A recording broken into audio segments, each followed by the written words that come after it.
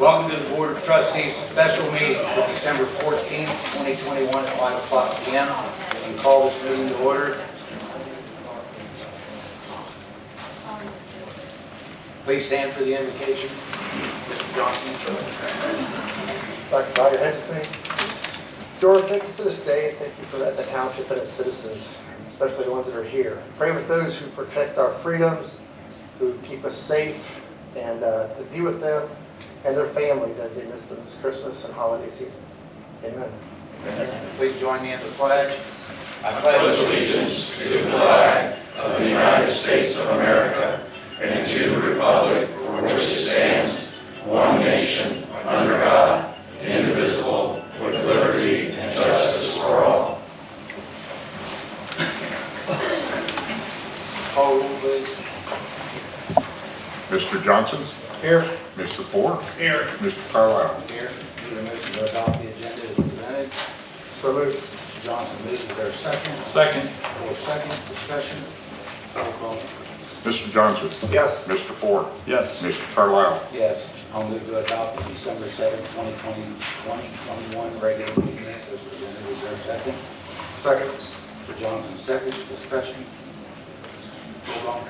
Mr. Johnson? Yes. Mr. Ford? Yes. Mr. Carlisle? Yes. Public comments. This is a special meeting. We will be having public comments on the 2 rezoning, which you'll be given time to speak. This would be on the other 2 items that are on parkland purchases and the ARP funds and CRF funds. So if anyone wants to speak in regards to that, those 2 items. Mark Evans, 91 Old North Church Road. Regarding the park, hopefully all that's going through. I have heard that some may be trying to pull out of that. I hope that's not so. That can be cleared up tonight. Regarding, I don't know if you're limiting the funds, previous meetings, you didn't limit it to this, but I did have a question about the OPWC application that was not submitted. That was approved. That's not on the agenda, Mark. You allowed prior public comments to address that. It's not I here. just mentioned this is a special meeting. You can address what's on the agenda. Okay, regarding tip requests from developers, I think that any development you really need to, and financing, you really need to take into account the all infrastructure, water, sewer. Since 2012, they've been asked to be included in tips and other funding mechanisms for that capacity increase needed. That hasn't been done.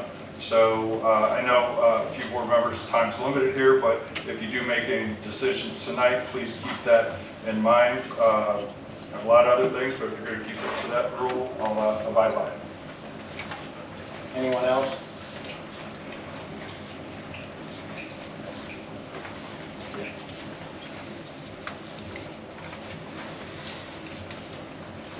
We're going to get to the public hearing. We're going to do Al Nyers first.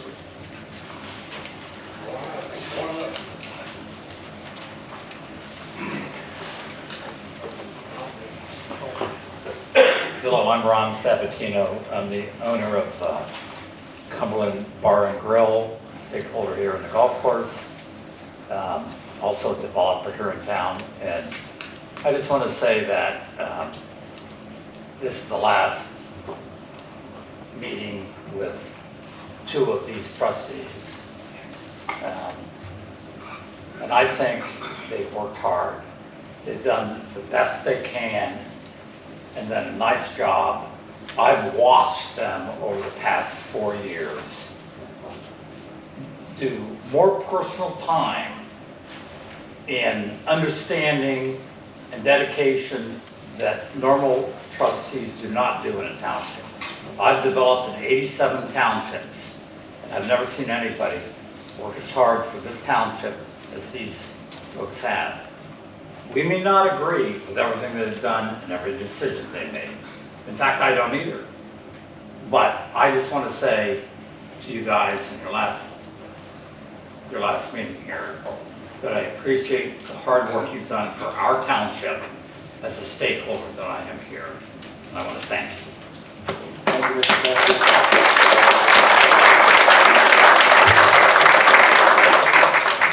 Thank you. We're going to go to the public hearing. The application is submitted by Al Meyer, LLC, for the properties located at 9818 Palmer Road, 10156 Palmer Road, and 829 Hazelton Etna Road. I'm not going to state the parcel number because it's too long. They want to go from Ag to General Business District, GB1, to Planned Mixed Use Development District, PMUD. Who's representing for Al Meyer?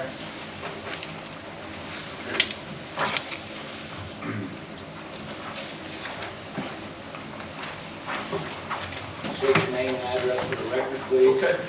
My name is Nate Green. My address is 100 East Broad Street, Suite 1340, Columbus, Ohio, 43215. I'm with the Montrose Group, and I'm here representing Al Meyer in this endeavor. I'm going to introduce, if it's okay, I'm going to introduce our team, and then I'm going to have John just talk about Al Meyer as a company, and then we'll get into specifics about the zoning. So again, my name is Nate Green. John Baumgartner is with Al Meyer.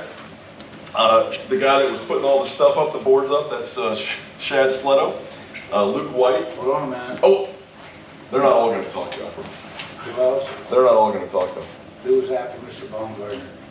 Shad Sleto. Who's sitting there? Again? Shad, S-H-A-D. Okay. Sleto, S-L-E-T-T-O. Right? Okay. Luke? Luke White. I don't have to spell that one out. And then also on our team, we have Dave Robinson, who's here with me with the Montrose Group. Okay. And then we also have Kyle Weber. Kyle is with the Kleinger's Group, which is the civil engineer representing this development. Okay. All right, I'm going to turn it over to John. He's going to talk a little bit just about Al Meyer and the company itself, and then we'll get into the zoning time. Mr. Baumgartner, please state your name and address for the record, please. John Baumgartner, excuse me, with Al Meyer, 302 West 3rd Street, Cincinnati, Ohio, 45202. Al Meyer, we're a commercial real estate developer based in Cincinnati, Ohio. We've been in business since 1894. We have offices in 4 cities, Cincinnati being our headquarters. We're also in Pittsburgh, Nashville, and Raleigh. We develop many different types of projects. We specialize in industrial warehouse facilities, multifamily facilities, office buildings, medical office buildings, and mixed-use projects. And we're very happy to be here in the township in Central Ohio. This is part of our growth as a company to branch out outside of our core markets where we have offices. We will have staff here. We will build this building. We will own it, lease it, manage it, just as we do in other markets. And we're excited about the opportunity to be here. If you would get to the PMUD request. Yep, we will. So we're here tonight to discuss the request to rezone this property to the PMUD zoning regulations, and you all have that in front of you. I'm just going to go through some of the highlights. This is you've read it, but this is the rezoning of 113.90 acres. It's 4 separate parcels owned by the Harvey Family Farms, 310 Center, and Powerhouse. This is at the intersections of Hazelton Etna Road Southwest, otherwise known as State Route 310, and Palmer Road Southwest. And I already stated, but I'll say it again, this is to amend from the current agriculture and general business use to the PMUD zoning district. The PMUD zoning district, it seeks to facilitate a responsible development which will contribute to the increased land value, job creation, and revenue generation within the township. This text sets forth certain requirements to ensure the development is appropriate for the area and its surrounding uses. We will talk a little bit about traffic and utilities. As you know, this site is, because it's at Palmer Road and 310, there will have to be improvements made to both 310 and Palmer Road. We're not going to talk about those in the zoning text, but we know that those are things that we're going to have to do. and we're in discussions with ODOT and the township, both here in Licking County and also in Fairfield County for those improvements.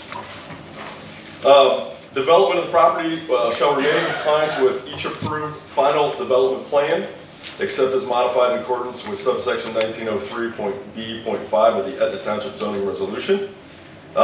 Specific regulations and standards contained within the zoning resolution, which are not addressed in the zoning text, shall comply with the development standards of the M1 district of the zoning resolution. However, the specific regulation standards within the zoning text shall take precedence over any conflicting regulations or standards within the zoning resolution.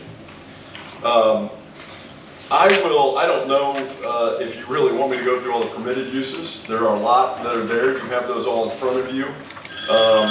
I think one of the things I will discuss is really one of the things I think is important is the setback requirements, the density regulations, and the setback requirements. In our text we proposed maximum density of 1.8 million square feet. We'll talk about that a little bit. We have an addendum to that. We also have setback regulations that are in our PMUD text. We have suggested a minimum buffer of 15 feet, a minimum building setback of 200 feet from 310, from the right-of-way of 310. On Palmer Road, we have a buffer of 15 feet with a building setback of 150 feet from Palmer Road right-of-way. On the west perimeter, the portion that's not bordering 310, we'll have a minimum buffer of 50 feet and a minimum building setback of 200 feet. On the east perimeter, we've in our regulations we have a buffer of 50 feet and a minimum building setback of 200 feet, and then the north perimeter is the same, 50 feet with a minimum building setback of 200 feet. We do, I will say, and John's going to talk about these, we've had discussions because of the discussions we had with the zoning, with your zoning commission, with the planning commission, with the incoming trustees. We actually are going to have an addendum to those, and John's going to talk about those. So I wanted to at least bring those up because we think that there should be some additional setbacks and density regulations based on our discussions with that. I think with that, I will just say that, there are really, under state law, there are kind of 3 tests that we have to meet in asking for the zoning amendment. The first is that the first test is whether this site and this plan is compatible with existing uses. The third is that the zoning amendment will address potential traffic and infrastructure issues, and the third is whether it will have a positive impact on Etna Township and the surrounding areas. The first point is about surrounding uses. I mean, you all know it as trustees today. Just in the adjacent area, we know that Kohl's is right north of here. We know that the Cubes is going on just north of that, or just to the east of Kohl's. We also have other companies that are in the township, Amazon, DHL, Ascena, Ridge Corporation, Newell Logistics. You all know what they are, but there's a lot of other compatible uses that are in the township, and we certainly believe that this is compatible with those uses. We understand that the comprehensive plan that is in place today calls for this to be general business and agriculture, but we also know that that was done in 2011, and the world has changed since 2011, and we've really moved to more of this e-commerce platform, and that has changed the way the township looks, and it's certainly changed the development that's going on. So we believe that we're compatible with the existing uses that are there and that'll continue to be there. The second point is that whether it addresses traffic and infrastructure issues. I talked a little bit about that, that we know that we'll have to make improvements to 310. At that point down there, it's a two-lane road. We know that we'll have to make expansion to that road. that roadway so that we can have trucks there, so that the buses coming out of the schools will be able to get in and out of there efficiently. We also know that we're going to have to make improvements to the intersection at Palmer and 310, and we'll also have to make improvements at Palmer Road. So those are things we're anticipating. Those are things that we're working with. We're working with the county, we're working with the township, and we're working with the Transportation Improvements District on. We are also working on utilities. We know that we're going to have to expand our sewer and water utilities. They're currently up at Coles. We know that we're going to have to bring those down, and we're working with the Southwest Linking Sewer and Water District today to address those issues. And then the third thing is really just whether this will have a positive impact, on the township and on the residents of the township. This development, it hasn't been approved. We don't have an agreement in place, but we will propose that it'll be a joint economic development district. That JED produces income tax. That income tax not only benefits at the township, it also benefits the school district through a compensation agreement and through a development and compensation agreement. We believe on really the low side that this project, this 1.8 million square feet that we've proposed will create a minimum of 400 jobs with $18 million in payroll. That's going to roll off a lot of income tax every year for this, $360,000 or more. And then certainly there will be there's taxes, there's real estate taxes that will come off of that.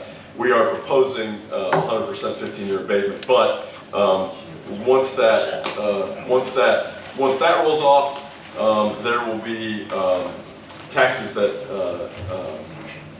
there's new property taxes that come from that development after that time. Can you repeat Yes, sir. the numbers you just read? You read them off real quick. Yeah, sure. The job numbers is what I'm looking at. The job numbers. Yeah. So we proposed them on a minimum. Kind of our minimum is 400 new jobs with 18 million in new payroll. Okay. Thank you. You're welcome. So with that, I'll come back and we'll open it up for questions. But John wanted to talk about a few amendments, or addendums, not amendments, but addendums to our application, just to address kind of what we've heard. So go ahead. Sure, I know there'll be additional questions and possible other things that you ask of us this evening, but I'm going to pass out a copy of what I've got here to you.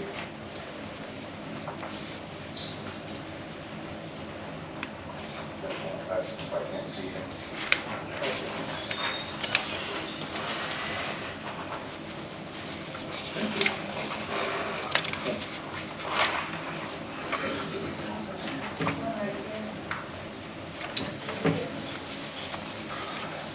What I just handed out to each of you is a proposed addendum to the text that was submitted with our original application. Like Nate mentioned, we've heard the concerns of residents. In reviewing the staff reports from both Licking County and from Etna Township, as well as additional dialogue we've had over the last month or so, we've gone back and have made some evaluations and determined that we want to try to. Number one, we want to be good neighbors. We want to build a development that works for everybody. That's our first and foremost goal. Please. He has a microphone, he's got the floor. Give him the respect that you would want if you were up there speaking. Okay? All right. I'm sorry, Mr. Butler. That's okay.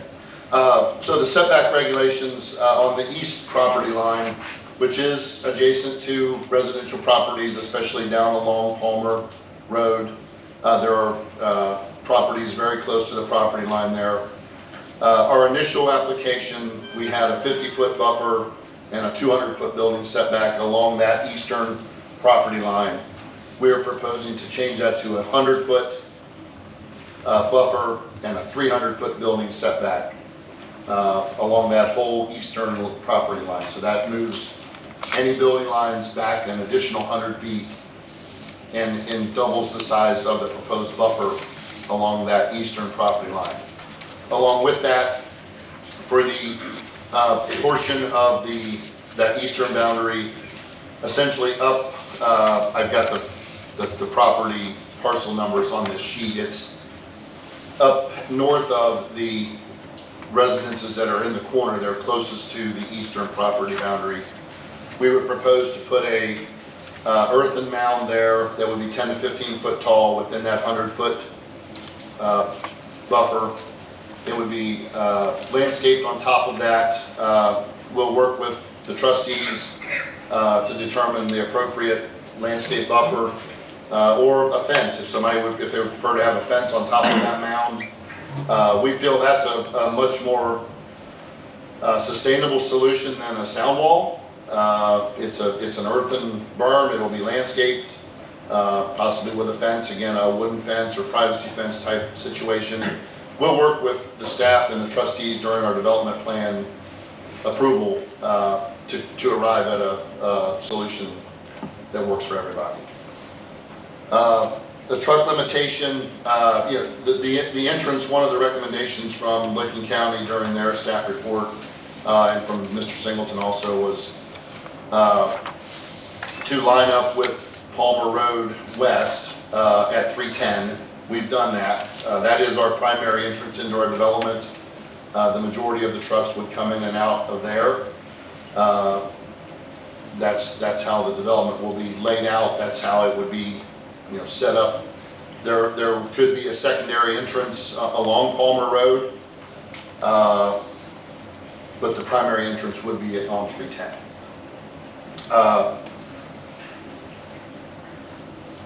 There would be no truck docks also on that area I mentioned on the up to the north side of the houses that are closest to the eastern property line. We would have a limitation. There wouldn't be truck docks facing that area. There wouldn't be trucks sitting there idling. The truck docks would be further away and facing the other direction at that part of the site. And then the other thing that we've done is we've also restricting our buildable area to 1.7 million square feet as a result of changing these buffers. Things get smaller. We're changing our buildable area to 1.7 million, maximum of 1.7 million square feet instead of the 1.8 million square feet. So that's a proposed addendum to the text that you have currently under review. And I think with that, really, we're happy to answer any questions that you all may have. Okay. All right, thank you all.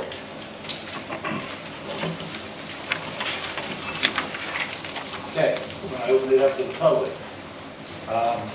Step up to the microphone, state your name and address for the record.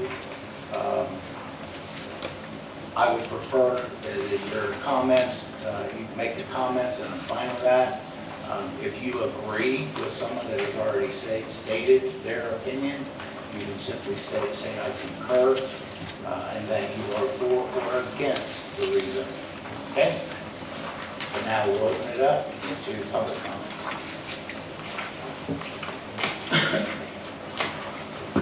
Before I start, I'd like to ask a question. Are we allowed to use other people's minutes as has done in the past? No, that was when there were two attorneys here. One was representing the subdivision, and one was representing them. I think these people are very capable of voicing their own opinion. Okay. First, I would like to ask why this board directed the developer not to submit a plan with this rezoning.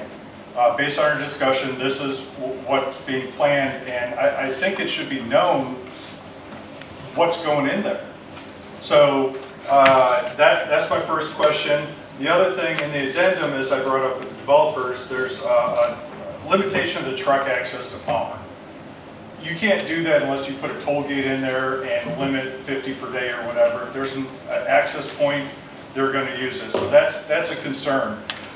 These are all things that I think you should consider in this. Not saying for or against. Regarding this, the comprehensive plan and the PMUD is very specific about the objective, that this should facilitate the integration of mixed-use development into the rural character of the area. That should be kept in mind here. And also, mixed use. Is this mixed use? It looks, and it refers to M1, it seems like it's just M1, and there's no mixed use. Another thing you should consider is one of the objectives is to preserve and dedicate open space. I don't see anything in the proposed text regarding open space requirements. That is in the PMUD text. It said, PMUD, the proposed development shall be consistent with the proposed, the purpose, criteria, intent of the zoning resolution and township comprehensive plans. So this should be consistent with that. Should we be looking at amending the comprehensive plan, evaluating it before we possibly violate it? I think that might be something to consider. Here, another section under uses. Will not adversely affect adjacent property. I understand that there's some buffers being considered, but there are some houses in this lower section. One house is 23 foot from the property line. That's a concern. I'm dealing with a lot of people on Lynn's Road and the Skinnell property right now that have ongoing issues with that development, light, sound, when they drop those trucks, the beeping. I've been there. Have any of you? I think whatever we do here needs to be thoroughly evaluated, thought out regarding the comprehensive plan, impact to residents. And I've spoke to all the residents. I knocked on the doors. Again, have you? They're here to talk, but I went out there to talk to them, and the majority were against this, but maybe because they're not provided the plans. Give people as much information as possible. Regarding the uses, one of the uses is plastics and rubber manufacturing. The zoning commission specifically indicated that that should probably not be allowed. I'm not sure why that's still in there. And additionally, the buffers, it seems like whatever you put in there needs to be more than just the minimum. The sound wall at Skinnell, on the Skinnell property at Tollgate and Lynn's, was built in a valley. You can see over the sound wall. It's there, but it serves no purpose. So whatever, if you guys do decide, I think you should look at this to make sure it's appropriate for this area. Thank you. Are you for or against? I'm neither. Okay. Yes. Go ahead. You're on deck. Patty Hayes, 10910 Smoke Road Southwest. This property butts up against the back of our property. And I understand, you know, I'm all for selling property. I'm all for you guys to sell it. But it just, Etna Township is tired of factories and tired of warehouses that have nobody in them. And we, on our property, we like to go out in the back and shoot guns and stuff like that. I'll be honest with you, and I hope that we'll still be able to do that once you put stuff in over there. I just wish you'd not do it. I'm against it. Thank you.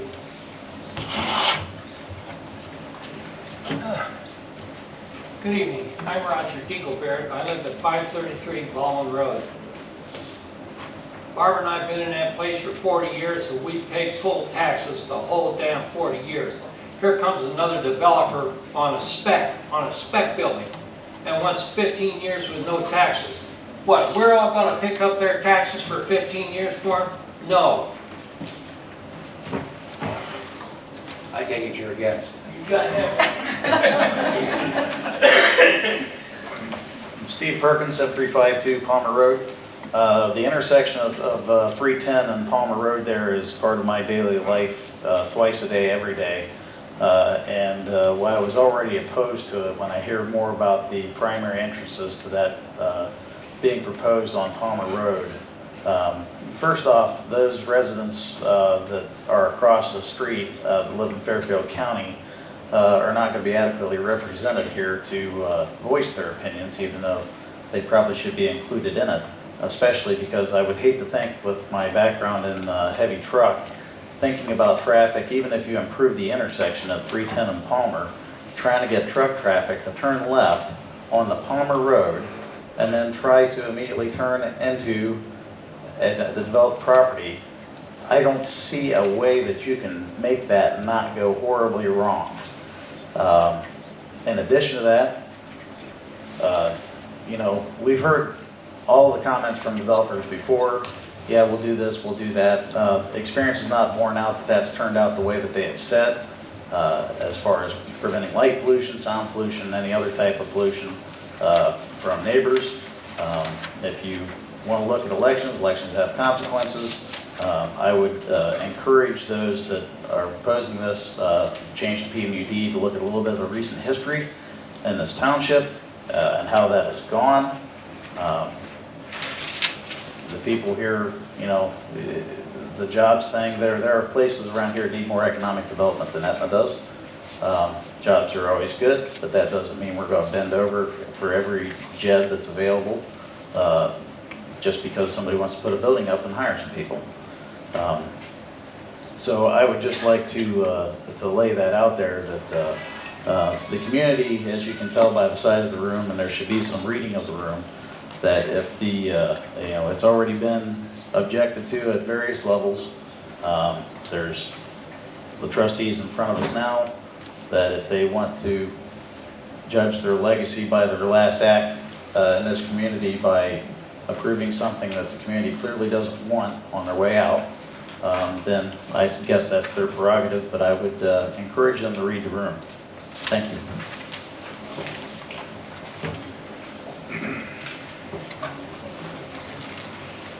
Alexis Fitzsimmons, Executive Director of the County. I'm here just to talk about the economic impact of the project and what the economic impact in Etna Township has been in the past 5 or 6 years or so with similar projects that have taken place. Since 2016, there's been more than $100 million in payroll created in the JEDs in Etna Township and almost 10,000 jobs. Those investments have created several $1 million of availability for. Can't hear her. Speak up. Thank you. Hold on. If you speak directly on the mic, it'll be louder. I can hear that mic. Is that better? There, you try that one. Sorry, I'm soft talking.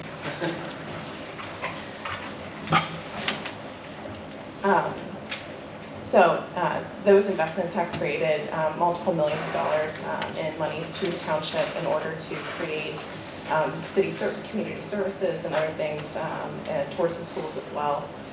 In 2020, every year the county does a tax incentive review council where they review all the current tax abatements that are in place. This past year, as a part of the auditor's report, there was over $880,000 paid in taxes and property taxes to the county from these projects, regardless of the tax abatements that were in place. Now, that being said, there was also $3.9 million foregone in taxes from the abatements that were put in place. Currently, there are 8 current abatements in place in Etna Township. But this project is in line with the uses that are in the area, and Lincoln County, as an economic development organization, does support the project. Thank you.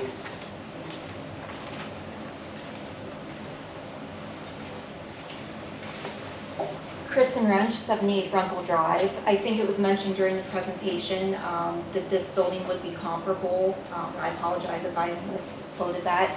I think that's a problem. Like other folks said, obviously, you know, loud and clear, Etna residents are tired of the industry warehouses. It's turning into Obets, and we don't want to live in Obets. My biggest pet peeve, though, is all these developers coming in, and instead of asking what they can do for the community, they care about themselves.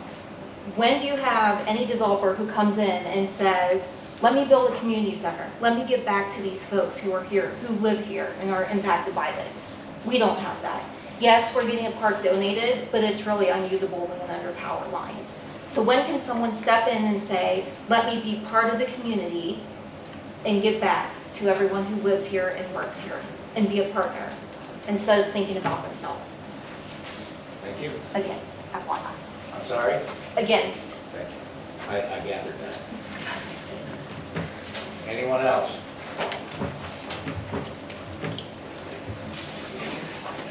My name is Leah Harvey, and I live at 12149 Palmer Road. I am urging the trustees to not give in to the fear of change from the opposition to this development. I grew up on this stretch of Palmer Road that is in discussion tonight. When my parents moved here in 1976, they too were faced with opposition from the community because they were starting something different, and the community was afraid of the negative impacts from that change. But my parents didn't give in to the opposition, and because of that, Outreach for Youth Ministries is still there today and has saved thousands of lives from addiction to drugs and alcohol. So I urge you again, do not give in to the fear from the opposition because they feel the change will be negative. This development will bring increased revenue to the township and schools and not create a burden on the schools like a housing development would. I'm for it. Thank you. Good evening. I'm Stephen Paul, 76 Nantucket Avenue, Etna, Ohio. And I'd like to say, I had a question for the trustees and everybody out here in the audience. How many people, raise your hand. No, we're not going there. Okay, all right, just a comment is, how many people here ever watch Oak Island, The Secret of Oak Island? The three things they always say is maybe, possibly, could be.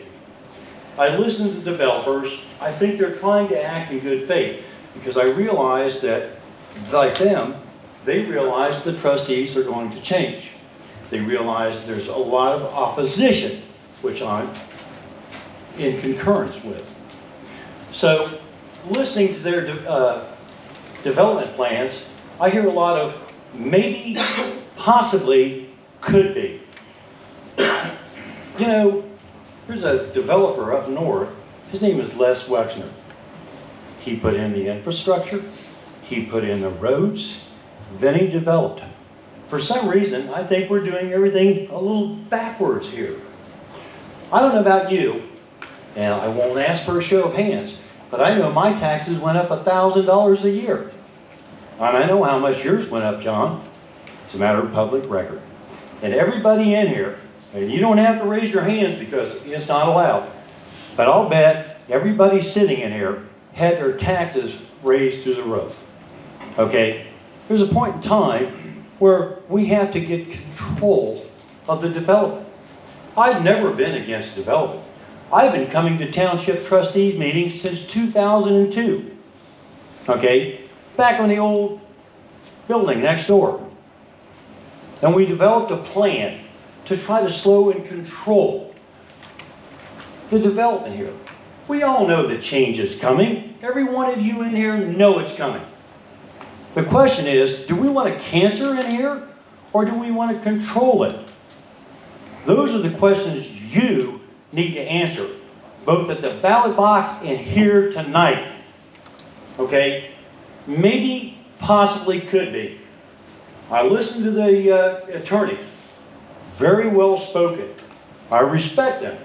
But remember, they're acting like a used car salesman.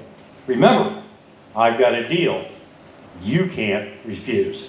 And yes, I'm against it. Thank you.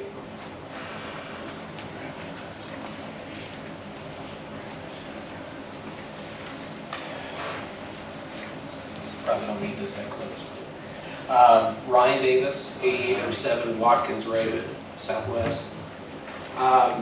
This isn't full circle for me because I'll be at other meetings after this, but the very first meeting I came to was the rezoning for the now FedEx property. I was kind of a deer in headlights. It was really my first proactive involvement in government.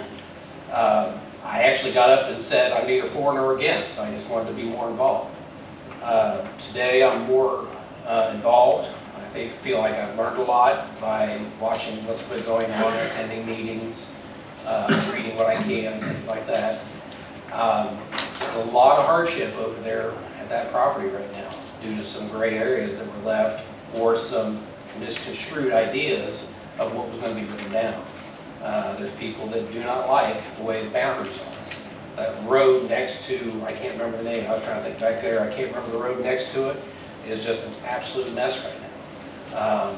They're talking about putting another building in there. What's that going to be? There's a lot of stress on that property right now because the walls went up after all the noise got done being made building the property. I just would hate to see, I'm not immediately affected by this property, this development, but I would hate to see the nearby residents traveling through or living near be affected by the same hardships that I think I saw those people that lived over there. I'm not saying it shouldn't be developed. I just think the broad brush that is being brushed over by that PMUD and all the different things, this board has the ability to, if we can change the comprehensive plan as a guideline, we can change the zoning. I would think there's something we can do to limit the scope where everybody's happy and make this work for the majority. I'm sure you'll not make everybody happy, make the majority happy.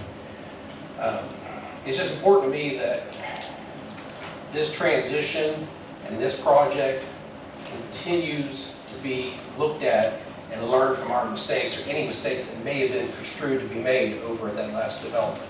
Because everyone's pointing to the last development or the other developments as examples. And I have a hard time listening to somebody who doesn't live in the township say our comprehensive plan's out of date. There's laws in the books that are 100 years old. And we're talking about our comprehensive plan's out of date. If it's out of date, I think the first thing we should start doing is reevaluating and have the residents vote on it. That's not up for a handful of people to make drastic changes to. So let's take all that into perspective when we make our decisions tonight or going forward. Thank you. Thank you. Anyone else?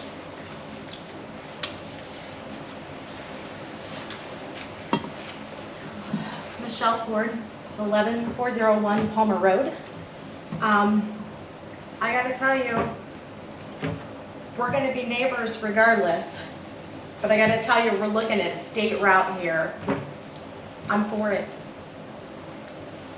I like that you guys are trying to take into consideration the residents. I think it's very important that we understand, I had to live with this. Anytime that we buy a home and there's a field behind us or across from us, we've known it, I've known it my whole life.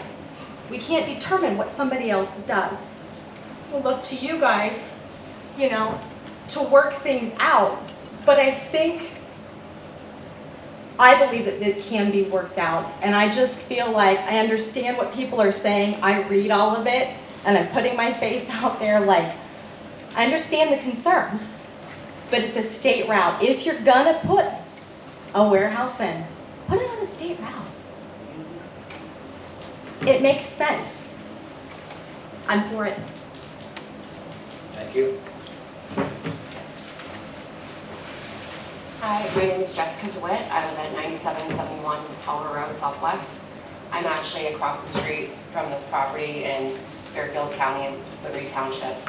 And when I was looking for a house, I wanted to be in an area that was kind of rural, where I could have my space, where I could have my horses and kind of have some quiet, but you know, not be too far from everything.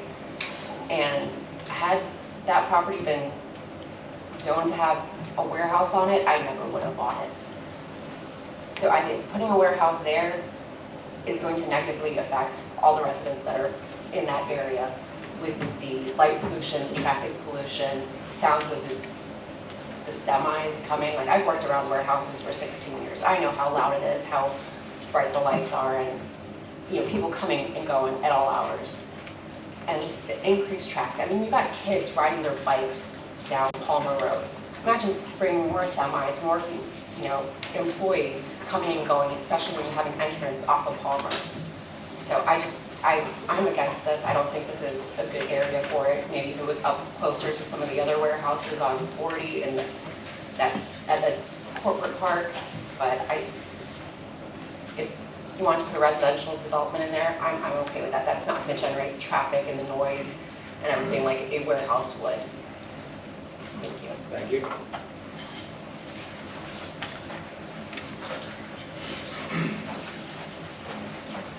John Kennard, 10785 Palmer Road.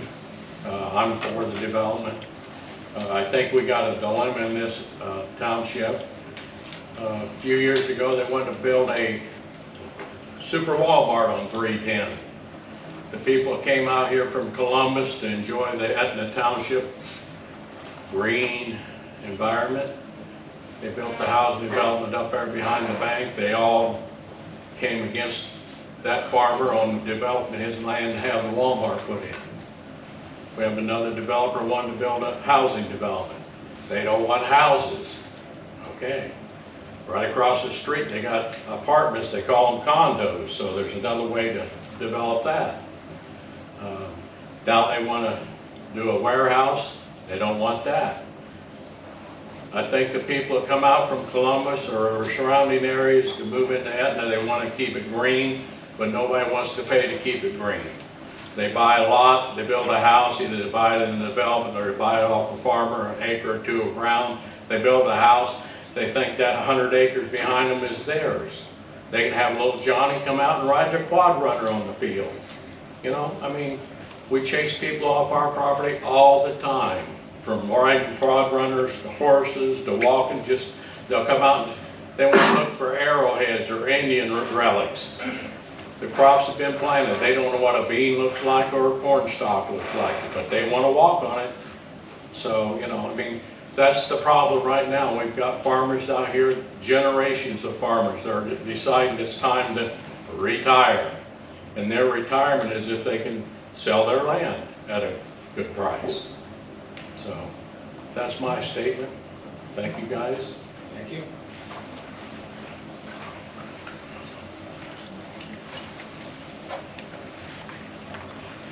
I'm Fred Harvey. I live at 12642 Palmer Road Southwest. Obviously I'm for it. It's going to benefit me, obviously. But I don't think it's going to hurt the community like some people think. It's within a half a mile of the intersection of the interstate. Trucks are going to be able to get off. They got truck stop there now. That was agriculture. We farmed that not just before we went to a truck stop. Coal, same way. And we've seen change all along. And as soon as it affects the city guy that's making a living in town, everybody's up in an uproar. But I've made my living out here for, I'm 68, so ever since I started working. And we lose ground every year to some type of development, and you didn't hear us complaining about it. And now that it affects somebody else, everybody's up in an uproar about it. And I don't see where it's going to affect the community as compared to the tax dollars it's going to bring in, even with the abatements. And I know as a taxpayer, we support the schools very strongly, but most households that are sitting here today don't support the schools to what it costs to send a kid to school. And these guys, the warehouses, are going to support the schools even better yet with the tax money that they're going to be getting. So I'm in favor of it. I think it's the right thing. We're being forced out as farmers. And so the more guys you force out, as far as you're moving in and crowding, we can't get up and down the roads, and people don't like it when we're on the roads. The ground's going to have to go someplace and be developed. It's going to happen. Change is happening, and we're part of it. Thank you. I'm Greg Bishop, 10777 Palmer Road. I'm in the concrete business for 45 years. I've worked for Ron Sabatino, done concrete work for them. And, the developers, they get everything thrown at them in a bad way. You know, they fight on everything they do, they fight to get it pushed through. But, you know, it's business. We're a half mile from the freeway. I get, you know, my front porch, I see the Lowe's sign. I see Kohl's is my front yard. My driveway's 2,000 foot long, and I'm for it. So it's changed. It's developing. It's here. It's right here. We're a half mile from 70. You know, we're not rural. The freeway's right, just right, you know, right here. The freeway's right here. So we're not rural. Everybody thinks we're so rural, but we're not. It's here. Change is coming. It's going to develop one way or the other. I mean, if everybody's sitting here, I'm doing 2 housing developments right now, it's all Section 8 housing. Let's bring that out here and, you know, throw all them people in your school district and see how you like that. Trust me, I'll take you to some neighbors right now that you won't believe what they, you know, and they do it in Columbus all the time. So, I'm for it. Thank you. Anyone else?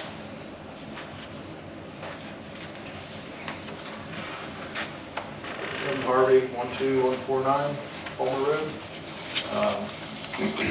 Obviously, I'm for it. I just, like other people have said, I just don't see a lower impact area to the township. Close to the freeway, a few houses definitely will be affected, but good area is all I can say for it.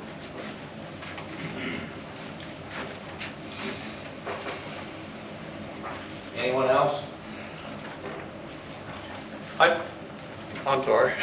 I forgot to mention, I've got 63 signed letters of support. Yeah, I was going to mention that. We've turned in a few more tonight. It was 57 last meeting. Thank you. Sorry about that. Hi fellas, I'm Judy Realhorn, 11194 York Road, Etna. My husband's been in this community, been farming. He's been here all his life. He's been farming 54 years.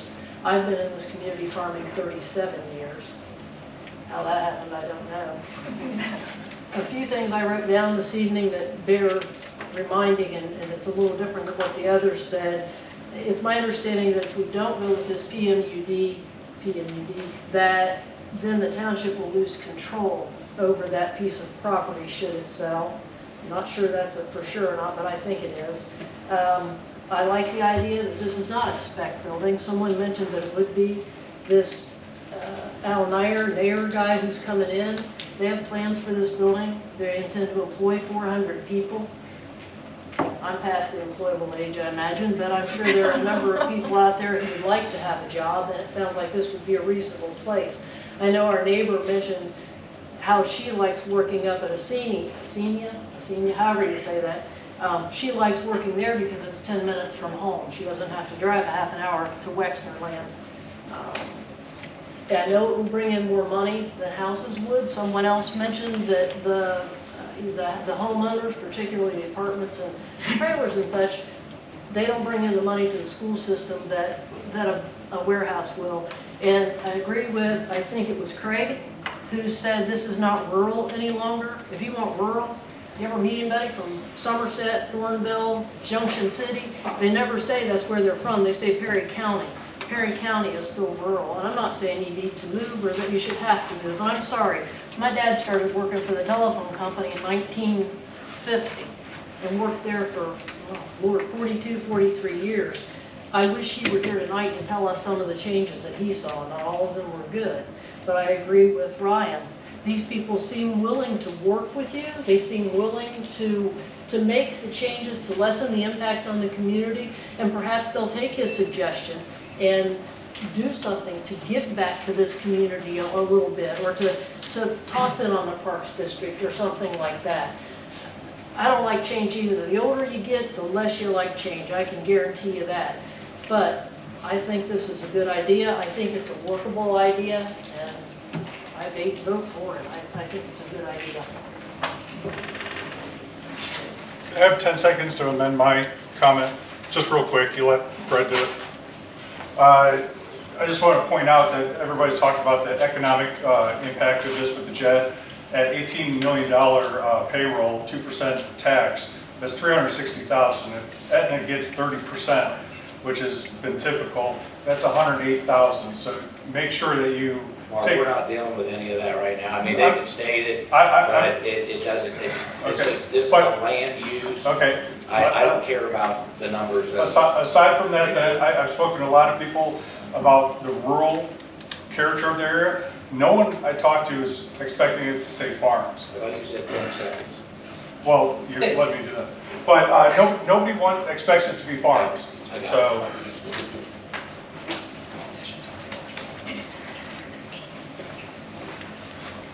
My name's Jeff Crawford, I live at 10123 Loop Road in the Township. I've lived there 42 years now. If anybody's ever gone out west on vacation and looked at, in Utah, Arches National Park, you see a big arch that's on the Utah license plate. In 1898, I believe, John Wesley Wolf moved from that township out there and stayed for 10 years. And then he came back. Out there's a plaque that says he moved in 1910 to Etna, Ohio. So we're famous now. Well, he moved to Palmer Road at Tollgate at the corner, and his neighbor was a guy named Harvey, who bought cattle for Hershey chocolates in Pennsylvania. I'm telling you this to let you know that our families have been here over 150 years. Needless to say, we've seen change. I wrote this book, it came out last year, Last 10 Soldiers, about Fred and I and all the stuff we've been into. Those days are gone. What I really can't stand is people coming out and they want to get a farmer to sell a certain part of their property so they can move in and build a house and say, you can't do this and that with your ground. Now the farmers kind of feel like the Indians did. If you want to stop growth, just talk the people into stop having kids. I'm for it. Anyone else?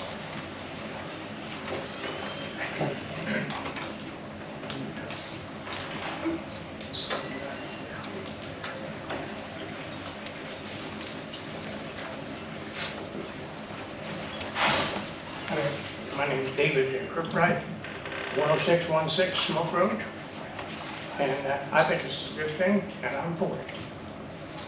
Thank you.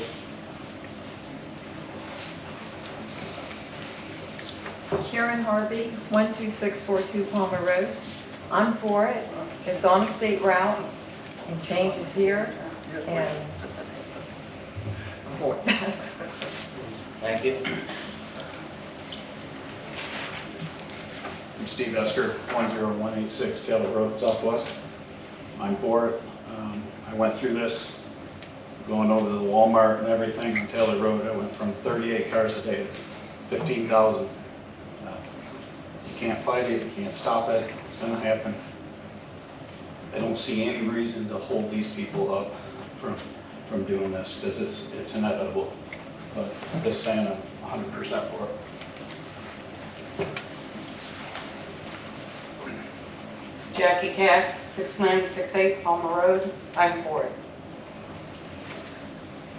Thank you.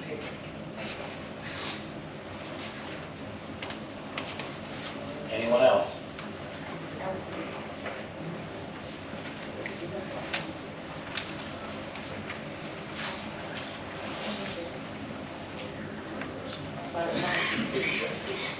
Deborah Amsbaugh, 11231 Palmer Road, Southwest. I'm right close to this proposed area. I've been dealing with traffic a lot longer than a lot of you have because I am a cut through from 204 to the freeway. Traffic got so bad that AP even had to change an electric pole because of people speeding down my roads and hitting the electric pole and knocking our electric out all the time. So I've been dealing with the traffic that most of you are just now starting to deal with. I've been dealing with the semis that most of you are complaining with now. I am for this proposed planned usage for the Harvey Farm. I have no problem with it. I've had no problem with where I've lived. I've been with where I'm at since 1984. I've been in that township since 1978. I've seen it coming. Did I ever think I'd see all this farmland disappear? No, but I had to drive downtown for 29 and a half years for a job. My grandson, everybody's saying that nobody wants these jobs out here. My grandson just started for DHL, loves it. So there are the jobs, and people do like to do them. They are paying well. He loves it. So, you know, I missed out a lot on my kids because it would take me 2 hours to get home in the evening. from working downtown Columbus. That's all I have to say. I'm for it. Thank you.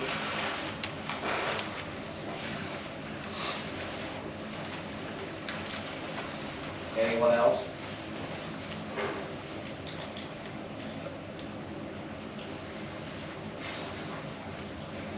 Mr. Baumgartner?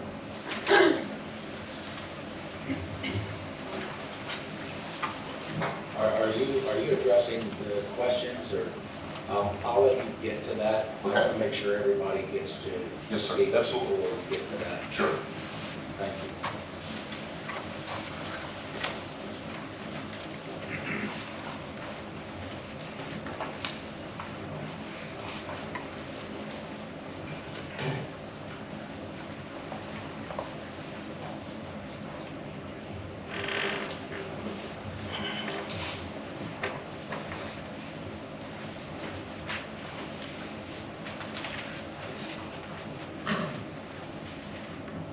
Connie Heim, and I live at 10293 Smoke Road. And I've been through this 3 times, and John was always on our side and helped us out and saved us in front. We got 35 acres that's right there that kept the, well, in fact, it's the largest warehouse in the United States. It's going right by my house. The largest one in the United States. Well, I think we've had enough. We're going to be a no bets or a Groveport, and I got a lot of stake in here. I got a farm that crosses right, and it's close to our farm, and we don't want factories on our farm. And John, you helped us out once, and here we are again. So I don't know what to think.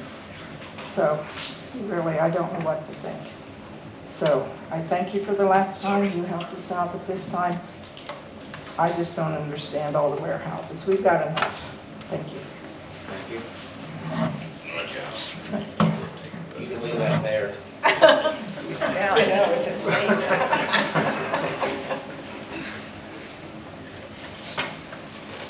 Anyone else?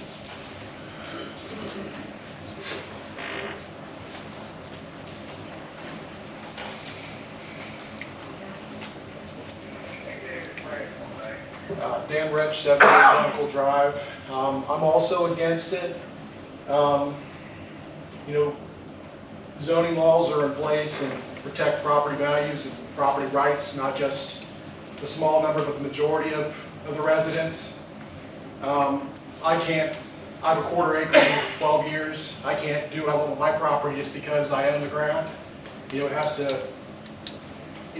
follow guidelines of what the zoning is and what proposed use of that property is and what, comprehensive plan.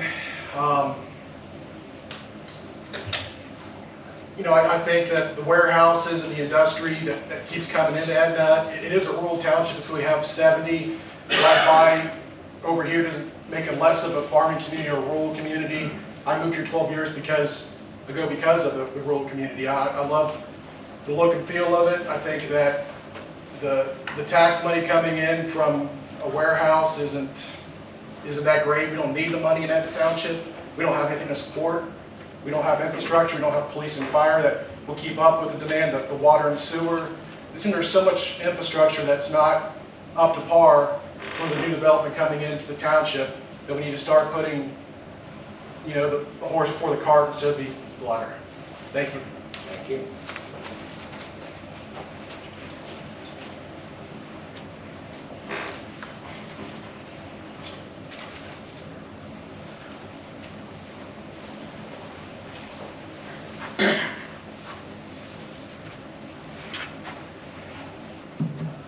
I'm Chuck Bundy, 10254 Tollgate Road. I'm not necessarily against this project. What I am against is a project being developed before the infrastructure is in place. We have issues with water or sewer. We have issues with semis on these township roads. On south of Freeway, FedEx semis are coming down Tollgate Road now. Now, how many years is it going to take for that road to crumble? Semis aren't supposed to be on that road. I heard the gentleman who made the presentation talked about we're working with this and we're working with that, we're working with the trustees, we're working with the zoning board, we're working with the water and sewer, but I didn't hear any specifics. And before you fellas vote on this proposal, I think you need to have it nailed down as to what specifics are going to happen. Because once the zoning is changed, the developer can do about anything they want to. I vote no.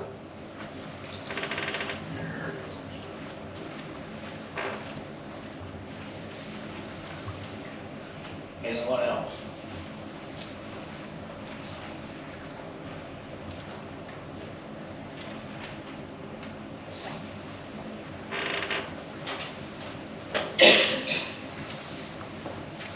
My name is Etna, live at 12149. What's your first name, please? Zephaniah. Fun spelling that, but the 12149 Palmer Road. This property is half a mile from the freeway. It makes more sense than having to drive all the way down to Etna Parkway with all the traffic that creates from those semis.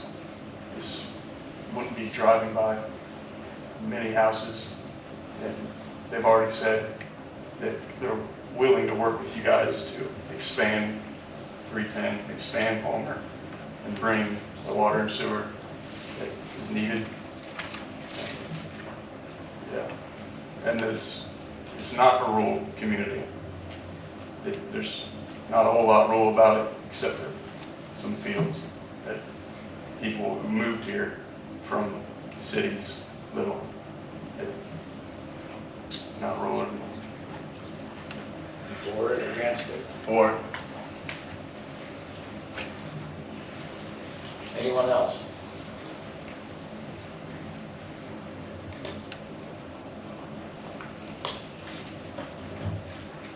Speak now or forever hold your peace.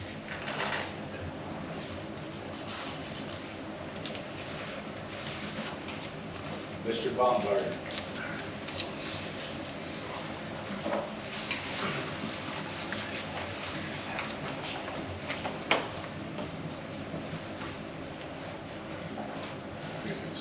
I don't want to knock it over. Connie wanted to take it home. I probably don't need it anyway. I made a few notes during the comments. I'd like to respond to a couple of things.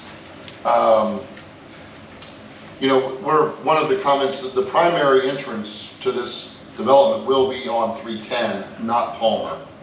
There could be a secondary entrance on Palmer. That's all yet to be worked out. One of the most recent comment on, all we're seeking tonight, all that is up for a vote tonight is the rezoning of the site. We have many more approvals to go through with the trustees, with staff, with the county, with ODOT on 310, with the sewer district. We have a lot more work to do after tonight. This is one step in the process. There are still hurdles that could come up that maybe it's not a viable development. I don't know. This is the most important part. This is a necessary step tonight. We have to have this or there's nothing else. That is correct. Don't want to underscore the importance of tonight. So, the primary entrance is on 310. This is a speculative development. I don't want to mislead anybody.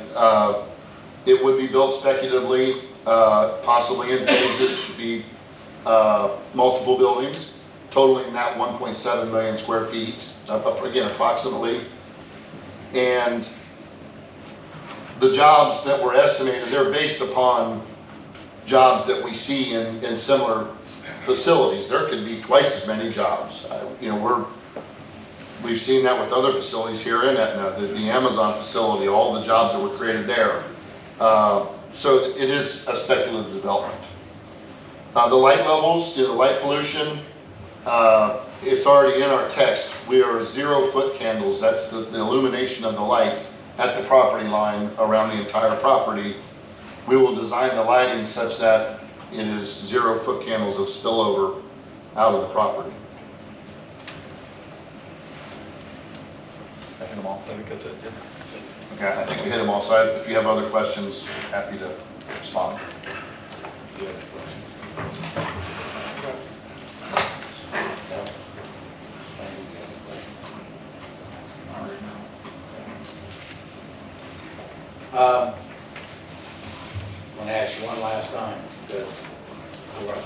public hearing. After the hearing's closed, there will be no more public comment. So if you want to say something, say it now.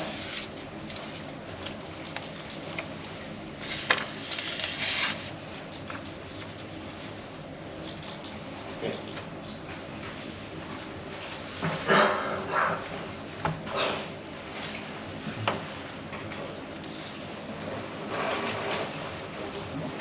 Jim Coutinho, 11625 Poplar Creek Road. I just want to say I am for the project.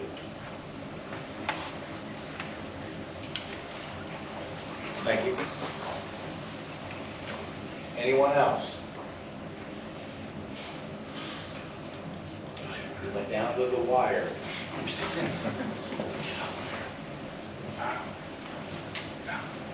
The last one. Kurt Dempsey, 10664 Snyder Church Road, and I am for it as well.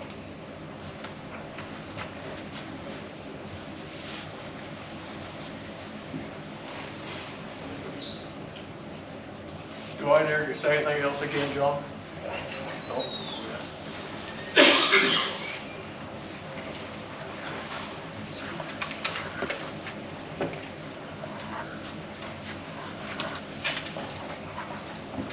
Gentlemen, I am Jerome DeMalt. I live at 9706 Palmer Road, which is 200 feet from this proposed site. I am not sure why we are bringing major buildings this far from the freeway. I am not sure why we are getting rid of major farmland. And I'm really not sure why the wetland behind that building is not considered. I've lived here since 1988. I've seen businesses come and go. The only thing I know is that after, I've worked at a few, after the non-taxable time is up, I've seen many businesses move out. They stay until their abatement's up, then they're gone. Look at the, down in, on 79, how many businesses there went out when they lost their abatements. I worked at one. I'm against it.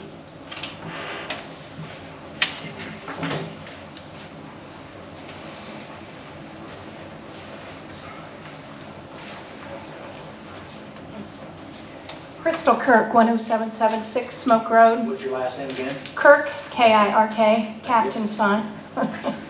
I've noticed that a lot of the people that are for this project don't live anywhere remotely close to the area being developed.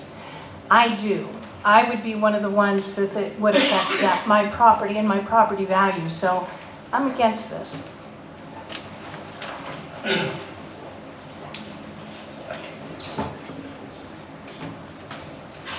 Krista Conkle, 10574 Palmer Road. I'm for this. It's half a mile from the freeway. It's a state route, so I'm for it. Thank you.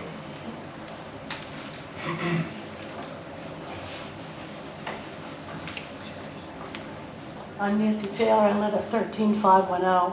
I've lived on Palmer Road since 1950 when it was really rural. And then the Sheriff View came out and made it less rural. So I just feel like a farmer's investment is his land. And you all have 401ks and you want us to tell you what to do with your 401k? A farmer should be able to do what he wants with his land. Thank you. And I'm for it. Thank you. Anyone else? Last time I said that, we had 5 more speakers. Sure you're all done? Can I say something else? No. No? Okay.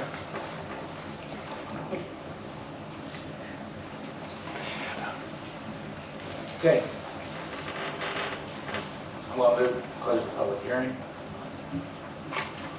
I'll second it. Mr. Johnson, second. Discussion. Roll call. Mr. Johnson? Yes. Mr. Ford? Yes. Mr. Carlisle? Yes.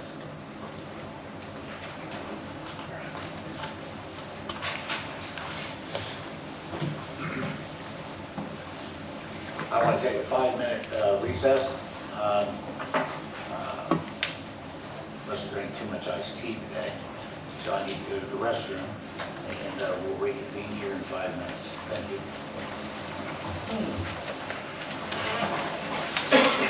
Referendum sign up outside. Much better.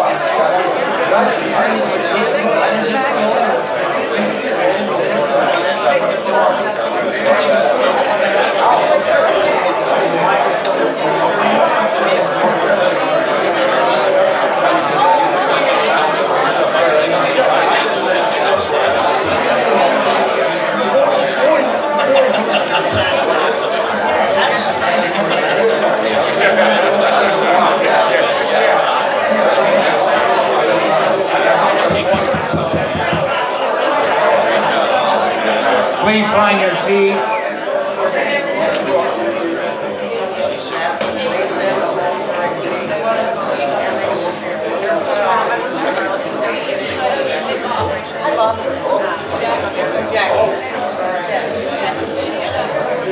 I got Dorsey. Yeah, that's fine.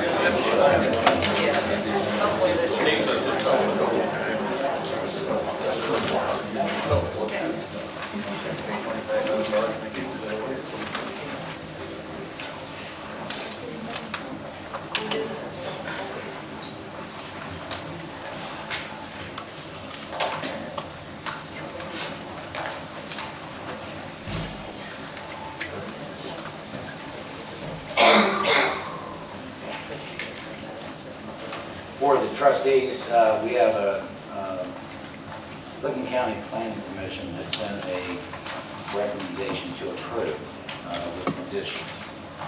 We have a letter from the Township Zoning Commission, which they unanimously denied the application.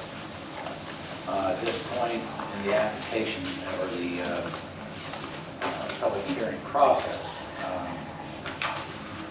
to move forward would be to then go through the text. This is when we probably need to decide whether we're going to move forward or what the board's intention or what the board wants to do. So I'm going to ask, what's the board, what's your pleasure? To be honest, I'm not ready to make a decision tonight. That's my position at this point.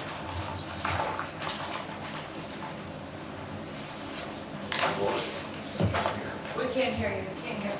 Oh. I would rather not make a decision tonight. I'm not ready to make a decision tonight.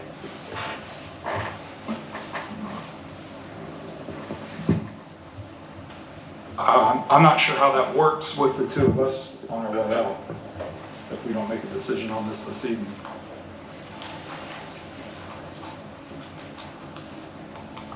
I don't know how it works either. Are you planning on, we're planning on having a final meeting, or is this going to be our final meeting? No, we'll have to schedule another meeting to sign final chapter. Right.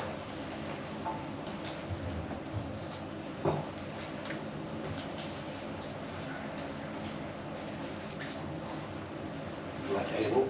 I would rather table it. Till 29? Yes. Is that when we're doing it, 29? Is that your motion? Yes, table meeting for, table this decision 29.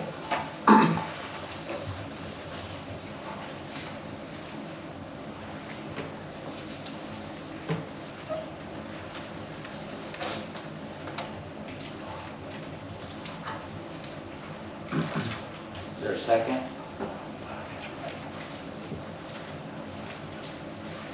What's Jeff's motion is to table a decision on this until December 29th? Correct. Okay, I'll second the motion. Mr. Ford, second. Discussion? Roll call. Mr. Johnson? Yes. Mr. Ford? Yes. Mr. Carlisle? Yes.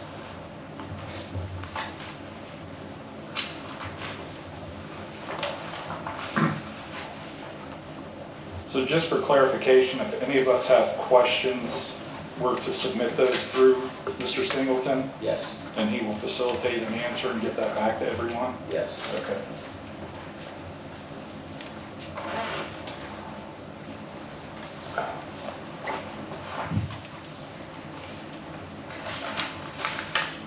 Okay, we're going to open up the next public hearing is the application submitted by Daniel Messer for 13100 National Road to rezone from General Business District GB1 and Medium Low Density Residential R2 to all General Business District GB1.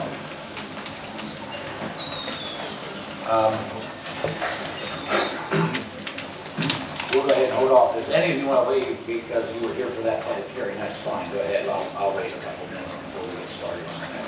That way you're not disrupting the next public hearing. Thank you.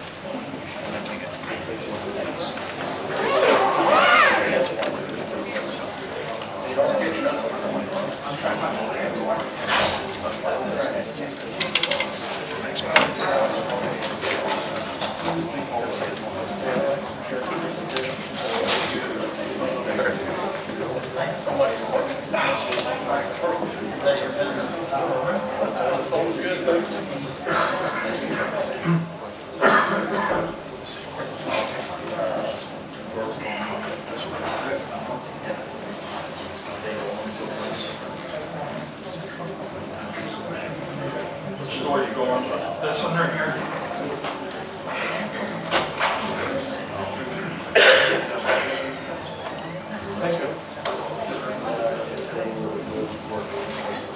Daniel Messer here.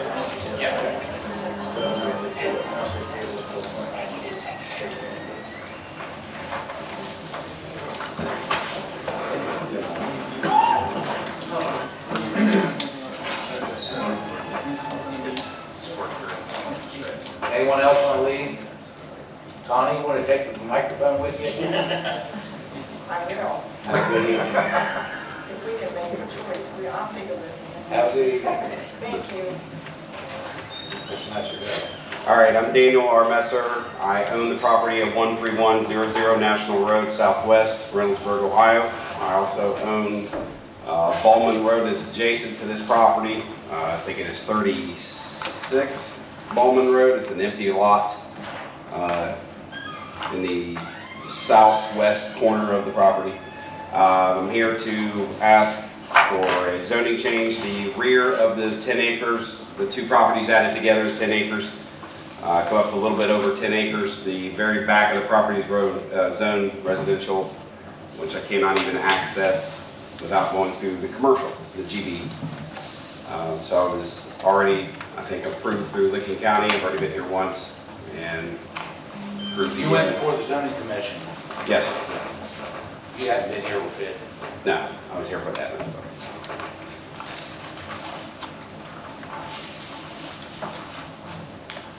John, this is a straight zone. This isn't PMD or. Correct. This is straight. Yes. Your lot on Ballman Road is in the GB district already, is that correct? That is correct. Do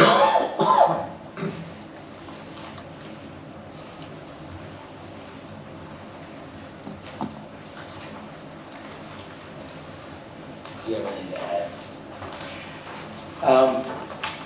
I mean, the property, the southern part of the property is surrounded on the southeast and west side by general business district. And then the R2, obviously to the north and to the west, are bordered by the R2 also. With a rezoning, you would also be required to add the buffer requirements between general business and residential along those property lines. That's the GB zoning already, so you would still have to comply to that. Yes. Okay.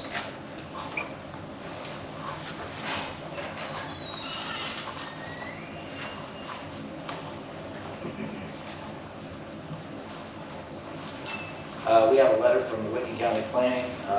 They made a motion to approve, and then we also received a letter from the zoning commission. I believe it was approved.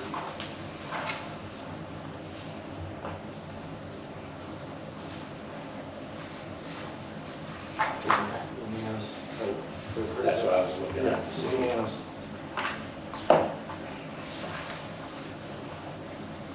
Yes, they voted to approve. Okay, we're going to open it up to public comments. Mr. Messer, you can go ahead and sit right here, if you don't mind. Thank you. Public comments? Yeah. Mr. Diegelberg? Yeah, I just want to know what they're going to build there. He's asking for a zoning change. So we don't know, but it would be anything that's in the GB1 category. Anyone? You're making up for the last one, aren't you? Just for clarification, the front half of the property is already zoned GB1, it's just an extension of the... I think it's the opposite, isn't it? Is the rear part is GB? The rear property is residential. The You wanna front, the change entire it? front property is Okay. all GB. Yes, that's correct. Anyone?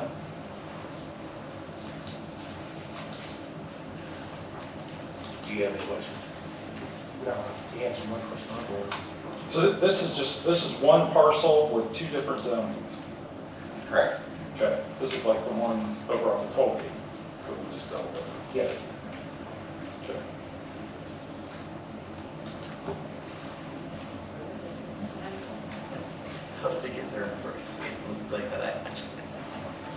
You never know.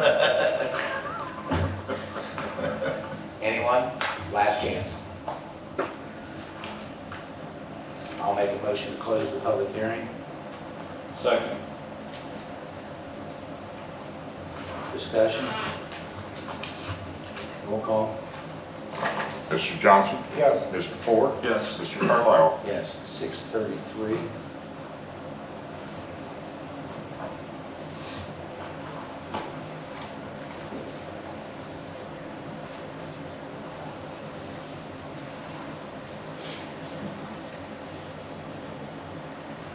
What's the board's pleasure in regards to request from Mr. Messer? I'll move 2112-1401, a resolution to adopt the recommendation from the zoning commission pertaining to the request to amend the zoning map of the application submitted by Daniel Messer for 13100 National Road from General Business District GB1 and medium low density residential district RS to all general business district G1 as presented. And then at the section 1 would be adopts.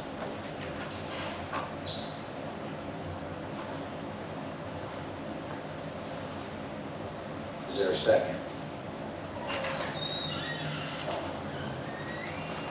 I'll second. I have a question on this section. This lot could be subdivided, correct, and not all GB? John? No, sir, it would not, no, it would be able to, only have the liver. I could drop the ball.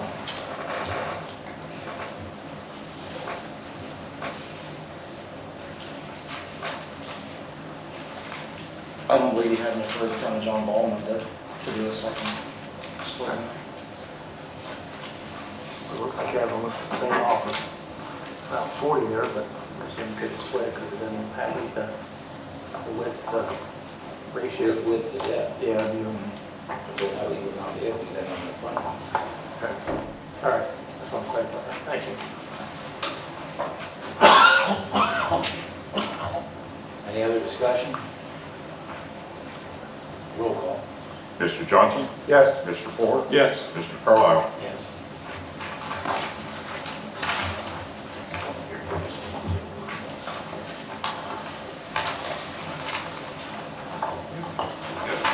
Thank you.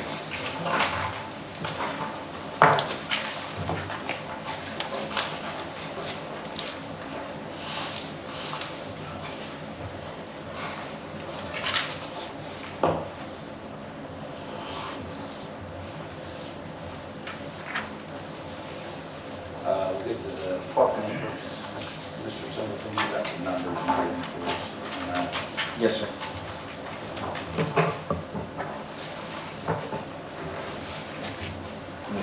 Yeah, go ahead. All right, the total amount cost for the Wilcox transfer is $414,501.95. Langles will be $339,000. I'm sorry, $339,802.49. JGW will be $398,012.70. And how much? 70? Yes. And Garum will be $947,831.47.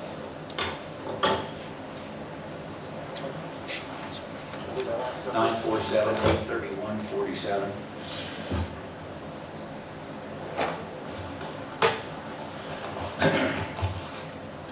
So we're going to need a motion to approve these amounts for the 4 property owners, to direct the fiscal officer to write the checks in those amounts, and to sign outside of the public meeting, and to allow me to close on these properties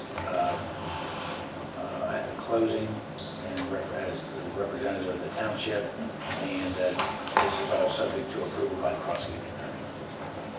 I'll make that exact motion.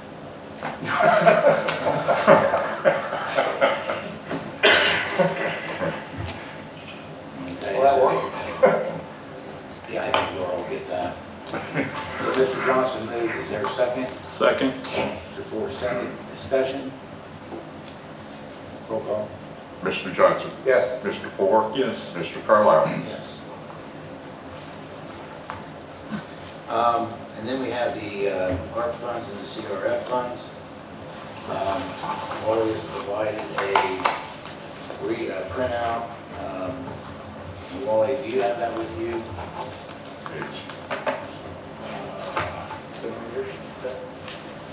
It's on the check. Anyhow, the numbers that Wally had given me on the balance of the CRF funds, the balance is $309,888.36. We had previously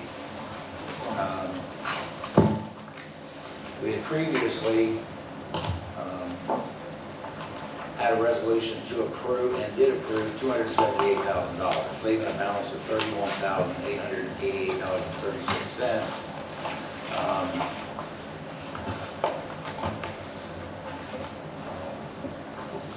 So the check to the fire department would be for, the CRF would be $309,888.36. So I want to make a motion to include the $31,888.36 balance to be sent to the fire department from the $278,000 that had already been approved.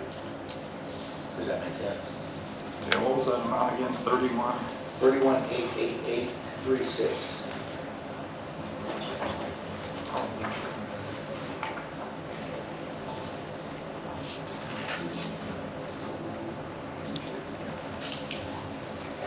So that's my motion. Is there a second? I'll second. Discussion? Roll call. Mr. Johnson? Yes. Mr. Ford? Yes. Mr. Carlisle? Yes. Now, in regards to the ARP funds, that's $463,575.82. So I'm going to move that $463,575.82 be also given to the fire department, and the fire department will provide the township with a resolution that they are going to abide by the ARP funds and the parameters of the expenditures of those funds.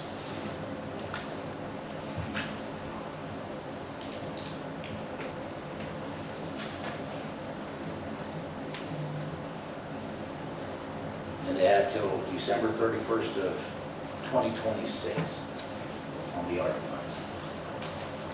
West Licking does? Yes. They're aware of all this? Yes. I talked to Lori. I think it's Lori. Yeah, yeah, Laura. Yeah, she was, I talked to her. When you talked to her, you had her call me. And How then long she ago was this? 2 or 3 weeks ago. Oh, yeah. And we went through these numbers.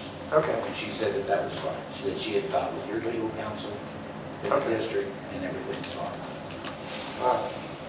Just telling you what she told me. Yeah, okay. She had questioned today about but we made the resolution back about the first of CARES Act money. She's worried about that. Right, but the ARP funds money we Right. have till December of 31st, Yes. 2026. Mm-hmm. The CRF funds, they will have to account for, which she said will not be a problem by the end of the year. Right. Yeah, that's not a problem. Okay. You have these checks written already, Wally? Yes, sir. Is there a second to that motion? Jeff seconded. I second it. I know you did the first one, I want to make sure that. Oh, no, I didn't do the second. Did I do the second? No. I didn't think so. Are you doing the second one? Jeff? Did you make a motion on that? I made a motion. on I'll the second other it. one. Okay. Second. And that the fire department is going to provide us with a resolution that they're going to abide by the ARP funds requirements. When do we have to have their resolution? When do you meet next? Thursday. There you have it.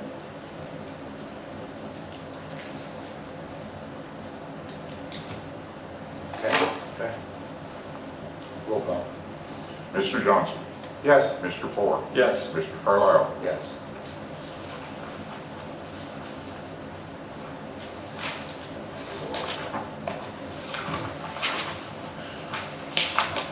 Entertain a motion to pay the bills as presented. Mr. Johnson moves, is there a second? Second. Mr. Ford, second. Discussion. Roll call. Mr. Johnson. Yes. Mr. Ford. Yes. Mr. Carlisle. Yes. Mr. McCarty, you're up. Mr. Hodge, are you here? You want to come up here? And Mr. Conley.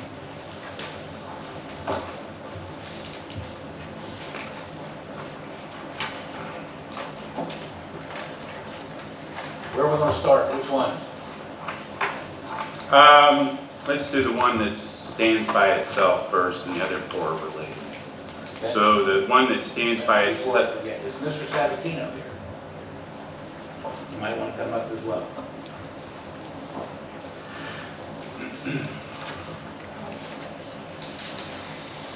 Thank you. so these are TIFs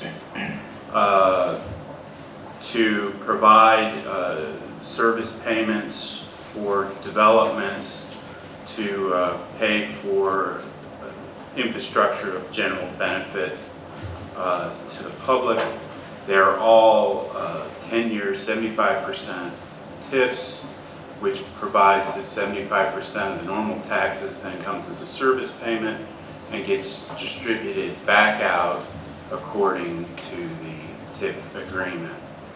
The first one that is, as I said, standalone, the others will all be interrelated, would be the development that Mr. Sabatino is pursuing here, the mixed-use development at the corner, cuts around High Point, you got it. I always call it Sabatino mixed use. The TIF agreement that's part of the TIF resolution as being approved provides that 80% of the TIF funds, service payments, would be made available to reimburse for the construction of the Loop Road connector from Main Street to 310, 310 widening and access improvements, US 40 widening and access improvements, including the costs of the roadways, sediment erosion, drainage, maintenance, traffic controls, miscellaneous associated expenses, street lighting, stormwaters, traffic control, signalization, striping, earthwork, concrete, asphalt, acquisition of land. Engineers' estimates were created for this. The engineers' estimates for these improvements, including contingency, was $7,214,000. The proposal, the provision in here is to allow these as actual expenses that would be eligible for reimbursement, as they may increase or decrease based on the actual expenses incurred. The TIF requires the application back, proving that the expenses were incurred and that they were, proper expenses and so forth pursuant to the agreement. And then at that point, if they're appropriate expenses, to the extent funds exist, 80% of those funds are used to repay the approved appropriate expenses.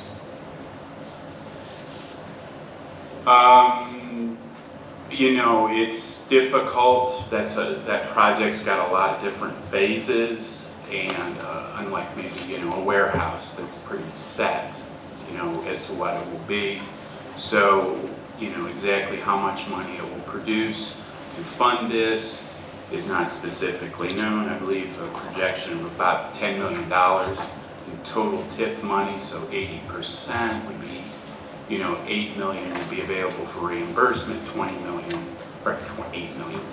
million to the township. Again, if the developer doesn't incur the expense, the eligible expenses, then they won't get reimbursed. That money then will be made available for the township. Did I cover it? So that is the TIF for High Point.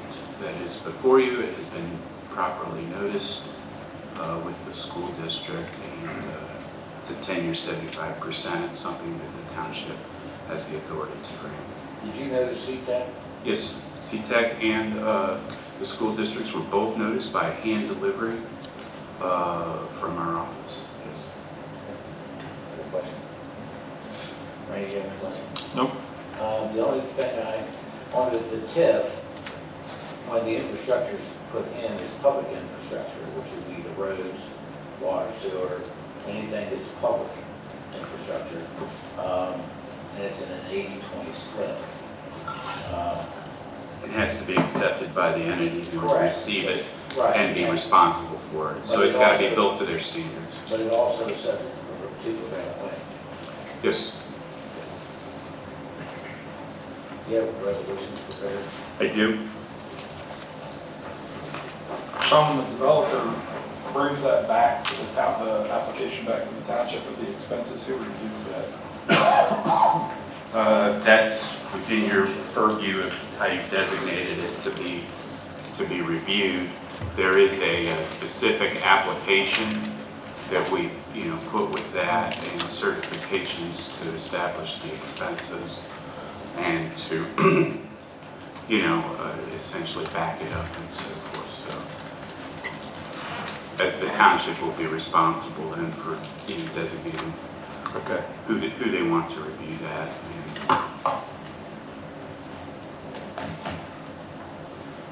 And again, this resolution provides for the TIF, but it also provides for the TIF agreement that I explained that contains the developer reimbursement or the split, if you will. The TIF just creates the fund. The agreement tells you how the fund is going to be spent. And again, that's on improvements. That's what initiates it.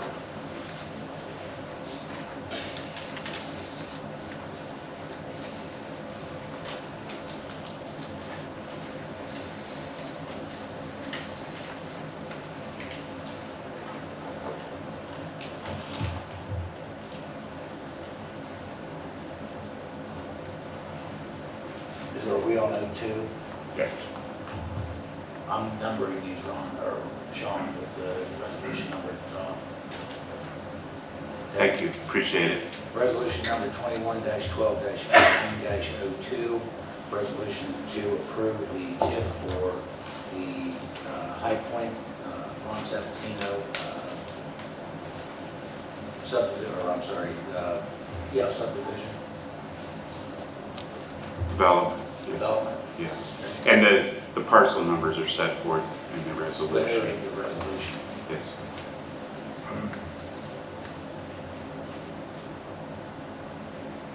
Is there a second? I'll second. Mr. Johnson, second. Discussion?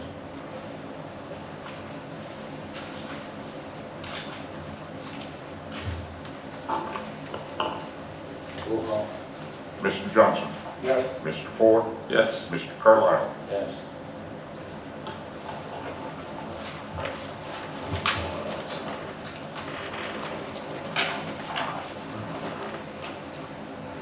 The other four are near each other. So. Yeah, so the other four properties are the Langle property, the JBW properties to the west of 310, the properties, there's two different owners that make up what the corner of 3. Arnett Shaw. Well, that's Sheets, the Sheets property, and then the property across from Sheets, that's the K&C Reynolds property. All of these properties have two things that they're needing as far as infrastructure. Some of it's road improvements, but the big issue is sewer improvements there. The property owners, and David Hodge has been working with the district to determine you know, what to do, what can be done, what would be the best workout, and Ron said to you has been too. For the sewer improvements, two things need to happen. A upgraded pump station on Refugee to carry the flow to the sewage treatment plant. And then the proposal is for what's called a relief sewer. Think of it as a sewer that would serve several of these properties and get it to the pump station, keeping the sewer flow out of the existing lines because there's capacity issues within the existing lines going to the pump station. The pump station can take more flow than the existing lines would deliver, but the lines can't take the flow. So there's been a workup with the district, and some recent engineering was done and recent engineering estimates. In fact, I had a conversation with somebody at the district on my way over here, and for a working number, there's about $7.5 million worth of sewer improvements that would be necessary. It would serve properties other than these properties as well. How that's all to work and be divided hasn't fully been established, and you know they're working through things out there. I know David is working with the district to create a plan, and so is Ron with the associated Smoke Creek development. That's all part of that, and others. But these properties are of commercial nature. David was able to kind of get everybody working together in seeking to create a fund to support these sewer upgrades to help resolve the sewer issues out there. This distribution, the split, is different than the other one. Again, it's the 10-year 75% that creates the fund. The split, though, is 75% to the developer for the first 5 years. And then in 5 years, there'd be a review to determine how the TIF service payments are performing. So how much money are you getting?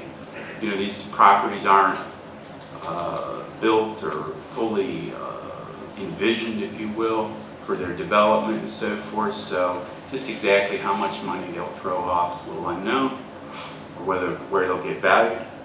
So to look and see how that's performing and compare that to the costs that were approved, and to either scale it up or scale it down. So up to a 90% reimbursement for the last 5 years or down to a 60%. Again, it's only going to pay for eligible costs, so if the costs are paid off, that's the end of the payments out to the developer.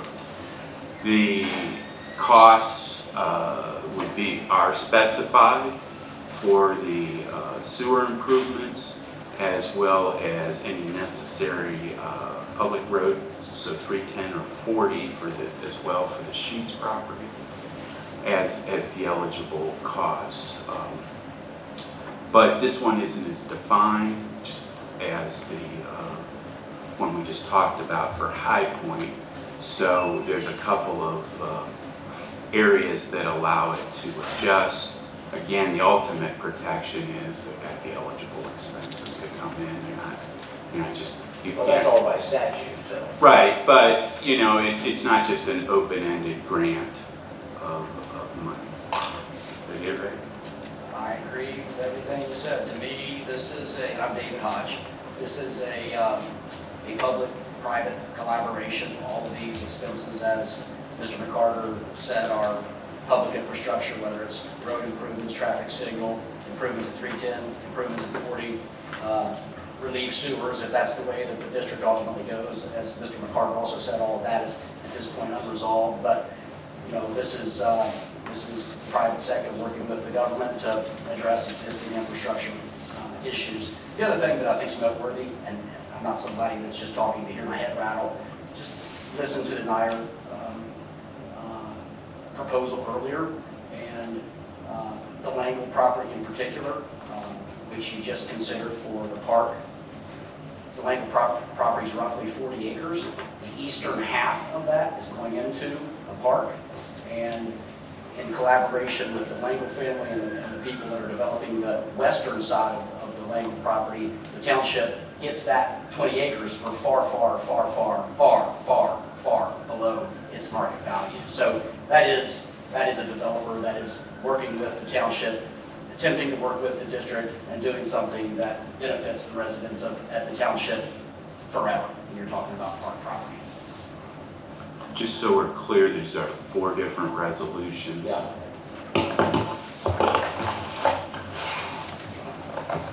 So these are basically the same thing that we passed in the past, numerous TIFs. The TIF language is always the same because It's it just creates the the split. fund. It's the split or the agreement that varies. I'm going to give them to you one at a time. Next line.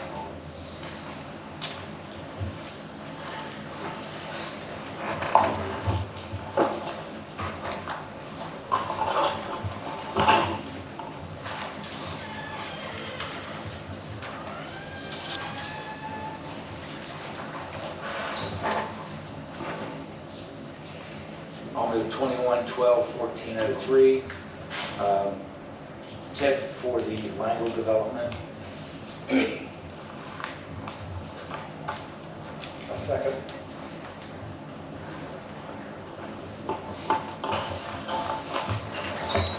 Discussion. Roll call. Mr. Johnson? Yes. Mr. Ford? Yes. Mr. Carlisle? Yes.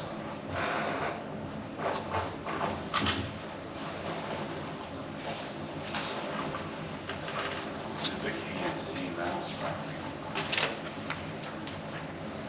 That's the property to the east of 310. On the east side is the old heating coal plant. That's correct. That's correct. Which one is it? East of 310, south of Langle. It's K and C Reynolds. KNC. Just get it noted properly for Laura. I'll move resolution 21-12-1404, KMC development TIF as presented. Second.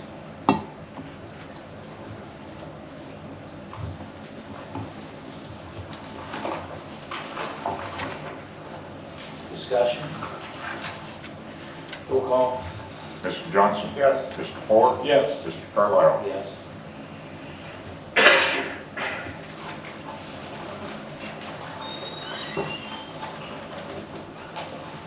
This is the JDW properties west of 310. On that one, Sean, I think, if I'm not mistaken, there are some, I think there are out parcels along both sides of 310. No? I think that's what the parcel numbers are. Okay. There, The parcel, on the east side, he does have commercial property, I believe. and then the PMUD, they're on the west side. Correct. So this might be both. That parcel's not. okay. You'll have to check that out. Double check it.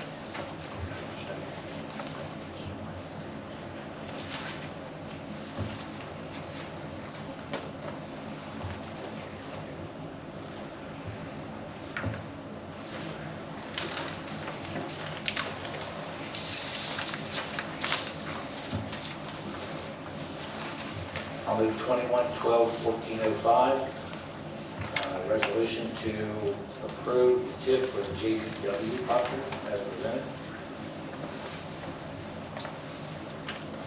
Is there a second? Second.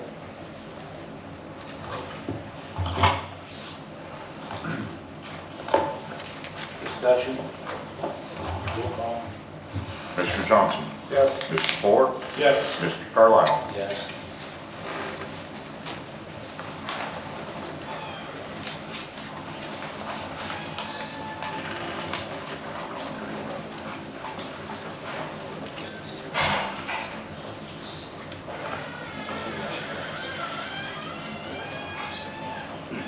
Okay, This is the sheets, 310 and 40 is multiple purposes.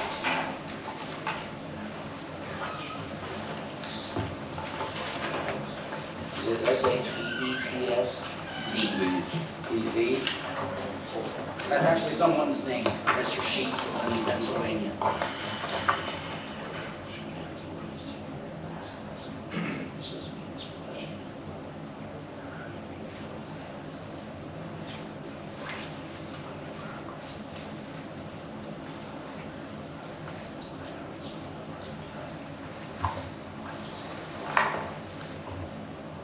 I'll move to resolution 2112-1406. The sheets TIFs as presented. Is there a second? Second. Discussion? Roll call. Mr. Johnson? Yes. Mr. Ford? Yes. Mr. Furlow? Yes.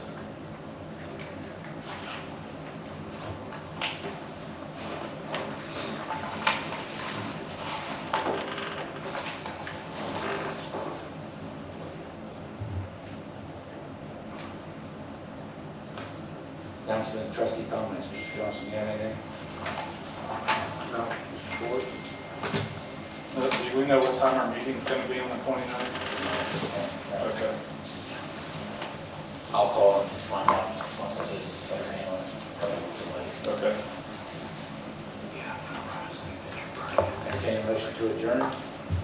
So moved. Mr. Johnson moved. Is there a second?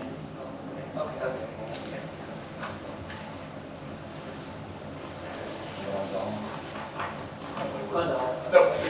They're just checking on signatures. I'm going to make you come up and see me for a minute. We'll make sure we got all our signatures. I'll second to adjourn. Discussion? Roll call.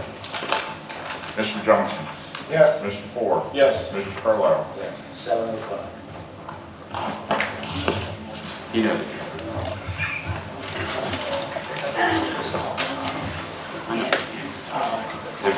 The problem is I tweaked it. Mine has got to be.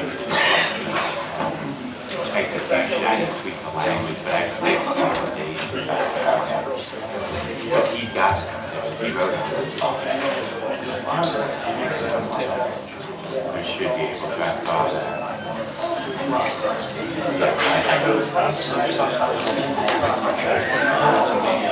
I sent you that. That's why I said just texted you that. I didn't hear it.